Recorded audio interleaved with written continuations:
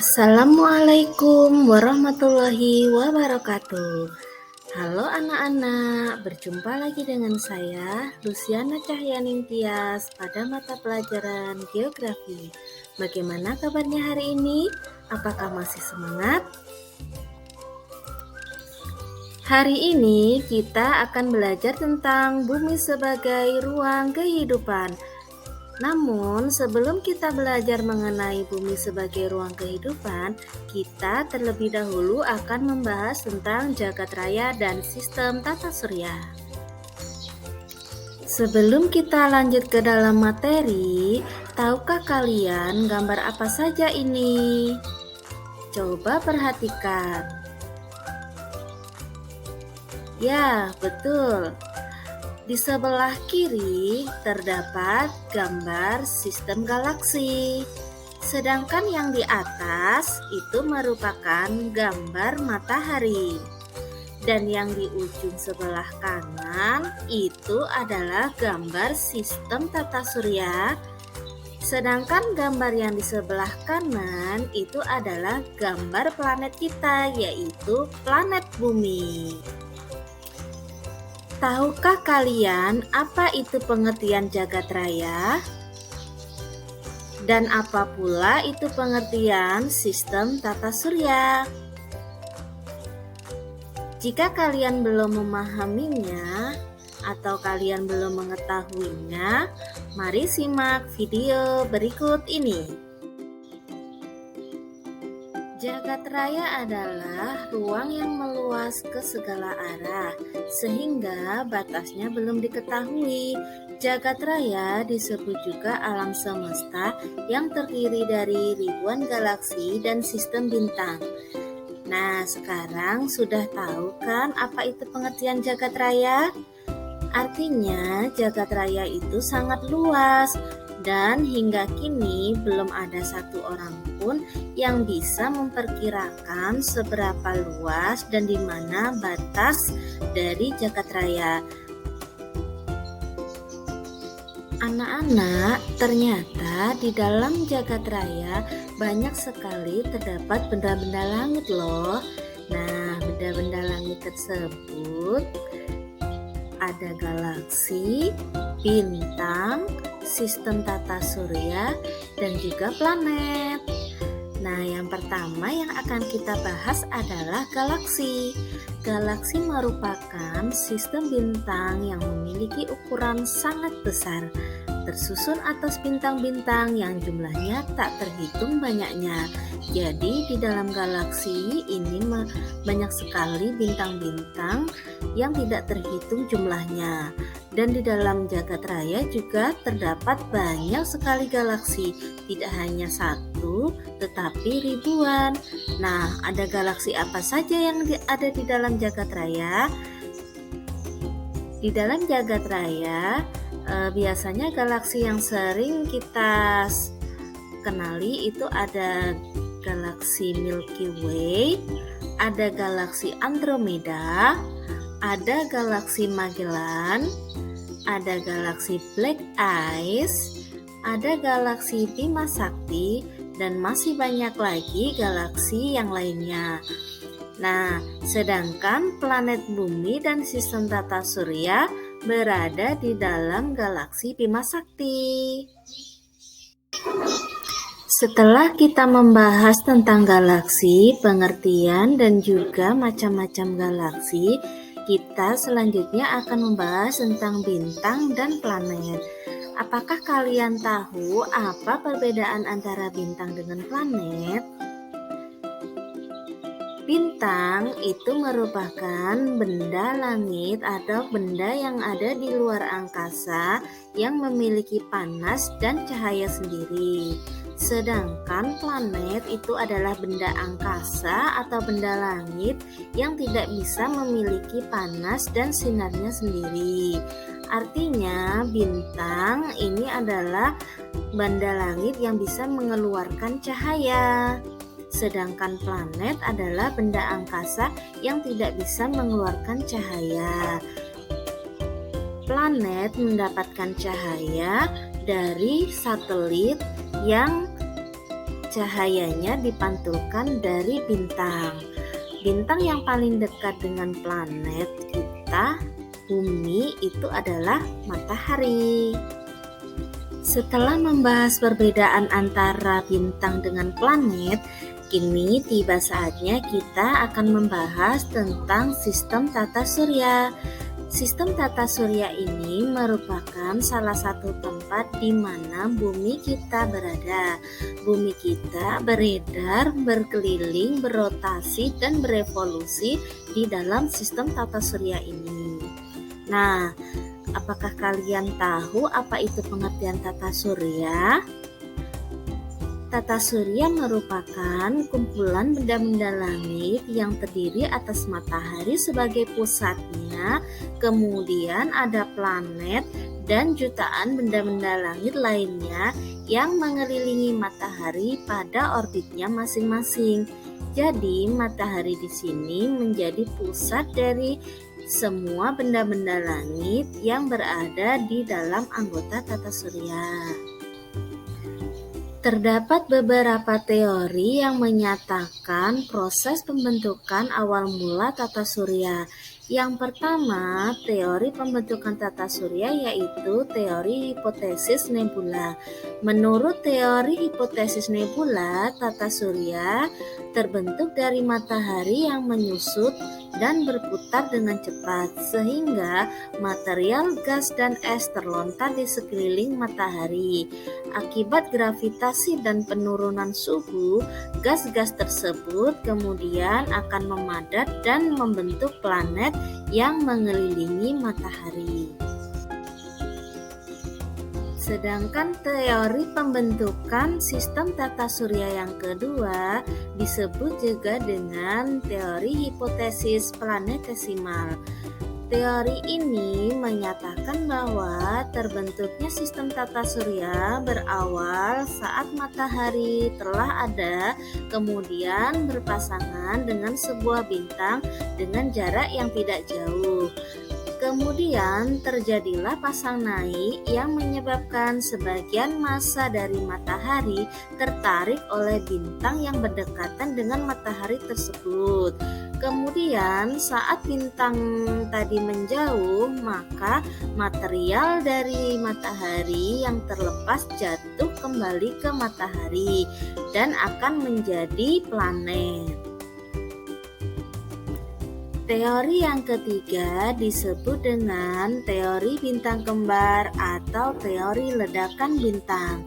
Teori ini menyatakan asal mula dari sistem tata surya berasal dari awal mulanya terdapat dua bintang besar yang salah satunya mengalami ledakan, sehingga material-material pecahannya akan mengelilingi bintang yang satunya, yaitu bintang yang tidak meledak. Kemudian material ledakan tersebut mengalami pendinginan sehingga membentuk planet dan satelit. Sedangkan bintang yang tidak meledak tersebut berubah menjadi matahari, di mana dia menjadi pusat dari material-material ledakan yang sudah membentuk planet dan satelit tersebut. Itulah tadi beberapa teori yang menyatakan tentang proses terbentuknya sistem tata surya. Sebenarnya masih banyak sekali teori-teori yang menyebutkan tentang pembentukan tata surya. Kalian bisa cari lagi literasinya nanti di berbagai sumber.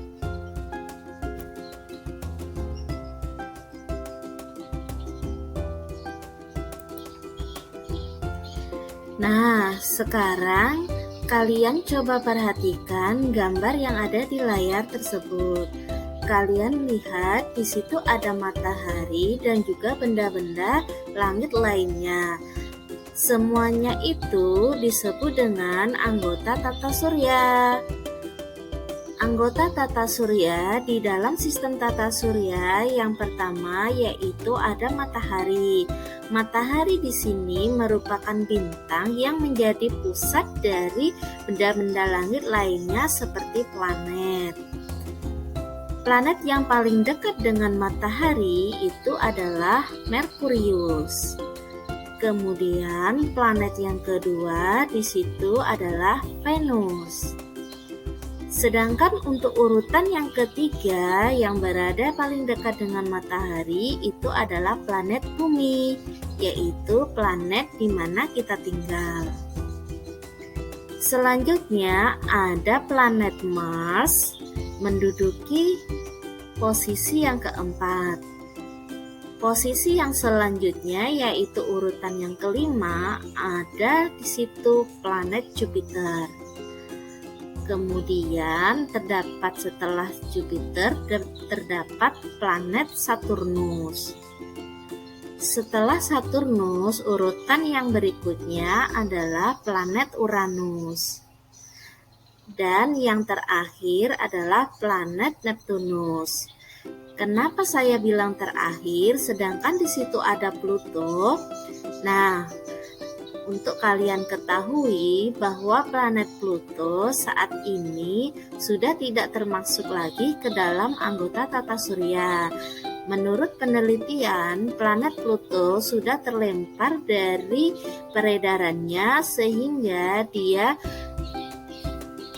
terletak jauh dari anggota sistem tata surya yang lainnya, keluar jalur dari orbitnya dan mengambang ke jagat raya sehingga tidak dapat lagi terdeteksi. Jadi, anggota sistem tata surya keseluruhannya ada matahari, Merkurius, Venus, Bumi, Mars, Jupiter, Saturnus, Uranus, dan Neptunus.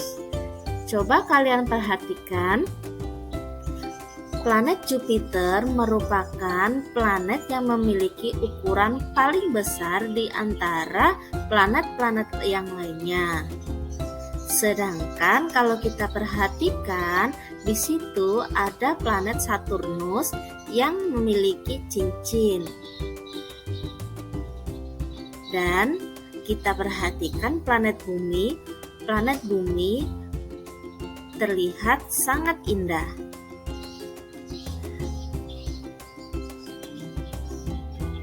Planet di dalam sistem tata surya dibagi menjadi dua, yaitu ada planet dalam dan juga ada planet luar. Planet dalam terdiri dari Merkurius, Venus, Bumi, dan Mars. Sedangkan planet luar terdiri dari Jupiter, Saturnus, Uranus, dan Neptunus. Selain matahari dan planet, anggota tata surya yang lainnya yaitu yang pertama adalah satelit. Satelit dibagi menjadi dua jenis, ada satelit alami dan ada pula satelit buatan. Satelit merupakan benda yang mengitari planet. Satelit sama dengan planet, dia tidak memiliki panas ataupun cahaya sendiri. Benda langit yang lainnya yaitu ada asteroid. Asteroid merupakan benda-benda kecil yang mengorbit di sekitar bintang. Biasanya asteroid berada di antara planet dalam dan planet luar. Yang berikutnya yaitu meteor. Meteor merupakan benda langit yang lebih kecil dari asteroid dan bergerak di antara planet. Lintasan meteor biasanya terdapat gas yang mengeluarkan cahaya, sehingga ketika malam hari akan terlihat seperti bintang jatuh. Meteor dalam ukuran kecil ketika sampai di bumi dia akan hancur karena terbakar oleh lapisan atmosfer. Sedangkan meteor yang berukuran lebih besar tidak mampu dilebur oleh lapisan atmosfer sehingga akan mengalami benturan di permukaan bumi. Yang berikutnya ada komet. Komet merupakan bintang berekor yang terdiri atas partikel es kecil dan fragmen meteorit. Komet juga berputar mengelilingi matahari, namun orbitnya sangat panjang. Oleh karena itu, komet hanya terlihat selama 76 tahun sekali. Itulah tadi beberapa anggota tata surya selain matahari dan planet. Bagaimana anak-anak? Menarik bukan pelajaran kita hari ini? Selain kalian mengetahui apa-apa yang ada di galaksi, kalian juga bisa mengetahui benda-benda langit yang ada di tata surya, termasuk matahari, bumi, dan yang lainnya. Nah, sekarang kalian bisa cari literasi dari berbagai sumber mengenai teori terbentuknya jagat raya selain yang sudah Ibu jelaskan. Kemudian cari pula literasi lain dari berbagai sumber mengenai informasi matahari, planet dalam, planet luar, satelit buatan maupun satelit alam, dan asteroid, meteorit, serta komet. Cari dari berbagai sumber yang ada di sekitar lingkungan sekolah kalian. Bisa melalui media perpustakaan ataupun menggunakan internet. Baiklah anak-anak, sampai di sini dulu pertemuan kita hari ini. Semoga ilmu yang sudah Ibu berikan bisa bermanfaat untuk kalian dalam kehidupan sehari-hari. Akhirnya Ibu ucapkan terima kasih. Sampai jumpa di lain kesempatan. Wassalamualaikum warahmatullahi wabarakatuh.